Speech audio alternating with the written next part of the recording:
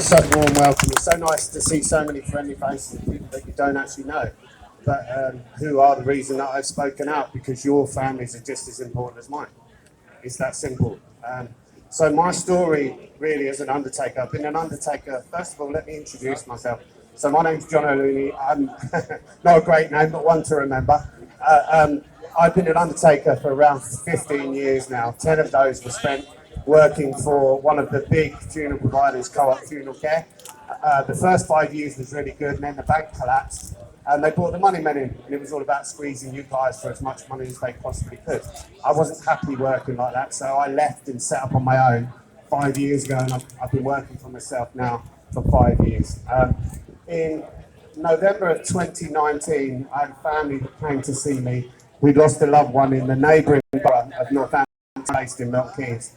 And they said to me that they were a bit upset because the hospital wouldn't let them see their loved one. Okay, so I said, fine, no problem. I'll go and get your loved one quickly, and you can spend time with them at a funeral home, you know?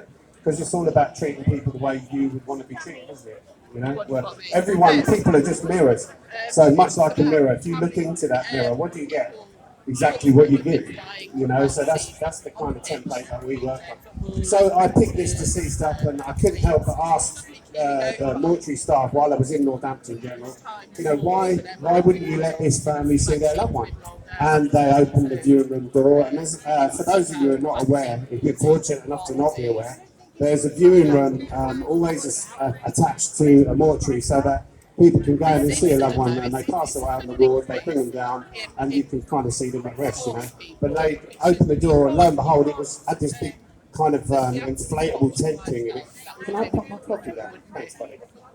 And they said that's what they from the word COVID, but they kind of said that there was something nasty coming, you know. So anyway, I collected this deceased, and I went through my normal process, and lo and behold, about a month later, and just as the new year turned, COVID appeared, and we were shown pictures of people falling over in the streets in China, and you know, these draconian measures were all brought in, and we were all standing on doorsteps clapping for the NHS, weren't we? And we were told 15 days to save the NHS. 15 days. That was 2 years ago. And look at the state of things now. You know, so I'd hasten to add that as a funeral director, I very much believed the narrative early on. Now, the way I could put it is, if you go to a hospital and someone says to you, the mortuary staff say to you, this deceased has got tuberculosis or HIV, you collect that person in a sealed body bag, and trust me, you won't open it if you've got, you know, you're going to be exposed to something that's really dangerous. So this was kind of no exception, but I kind of felt that for someone that's lost their loved one over a Zoom call, or standing there in a hazmat suit, that's not really acceptable. So I washed and dressed them all. Now, there were a number of things that happened over the kind of 10, 12, 16 weeks, and the police officers that are here will know this. They'll know this, because they're the ones attending the scene of all these sudden deaths that are taking place in Jab recipients, you know? So I had a family come and see me who lost a little girl to cancer. She was only 6. Now, they wanted to spend time with their little girl. She had a brother of 5 and a sister of 7.